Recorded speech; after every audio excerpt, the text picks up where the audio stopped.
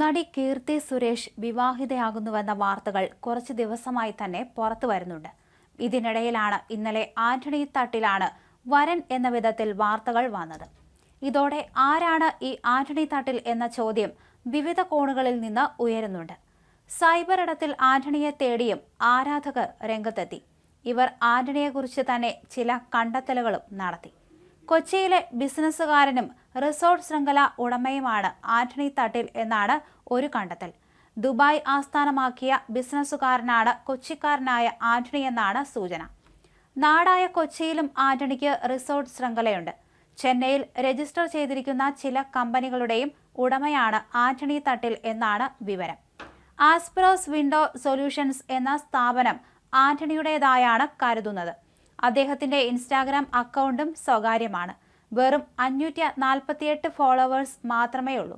കൊച്ചിയിലും ദുബായിലുമായാണ് ആന്റണിയുടെ താമസം. സ്വകാര്യത സൂക്ഷിക്കുന്ന ആളാണ് ആന്റണിയെന്നും താരത്തിന്റെ ആരാധകർ സൂചിപ്പിക്കുന്നുണ്ട്. അതിനാലാണ് കീർത്തി സുരേഷുമായുള്ള അടുപ്പം ഇതുവരെ രഹസ്യമായി സൂക്ഷിക്കാനായത്.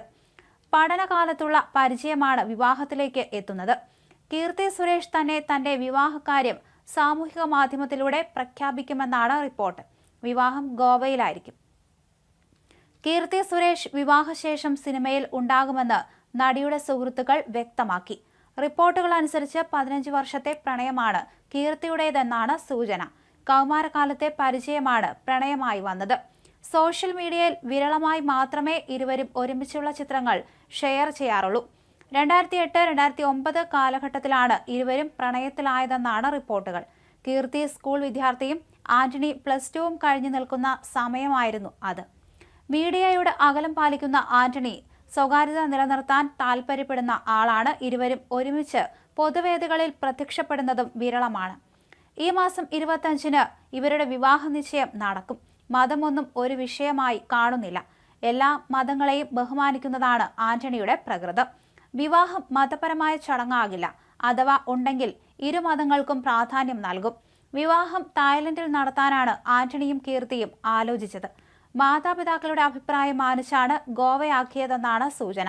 BJP സംസ്ഥാന സമിതി അംഗം കൂടിയാണ് സുരേഷ് കുമാർ. കീർത്തിയുടെ മലയാളത്തിലെ അരങ്ങേറ്റ സിനിമ ഗീതാഞ്ജലിയായിരുന്നു. പെട്ടെന്ന് തമിഴിലും തെലുങ്കിലും താരമായി.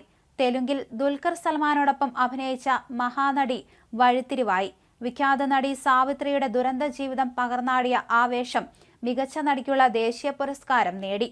വിജയുടെ തേരിയുടെ റീമേക്കായ ബേബി ജോണിലൂടെ ബോളിവുഡിൽ അരങ്ങേറ്റം കുറിക്കുകയാണ് കീർത്തി. കീർത്തി സുരേഷ് നായികയായി ഒടുവിൽ വന്നതാണ് രഘുതാത്ത. സുമൻ കുമാറാണ് രഘുതാത്തയുടെ തിരക്കഥയും സംവിധാനവും നിർവഹിക്കുന്നത്. ഛായാഗ്രഹണം യാമിനി യജ്ഞമൂർത്തിയാണ്.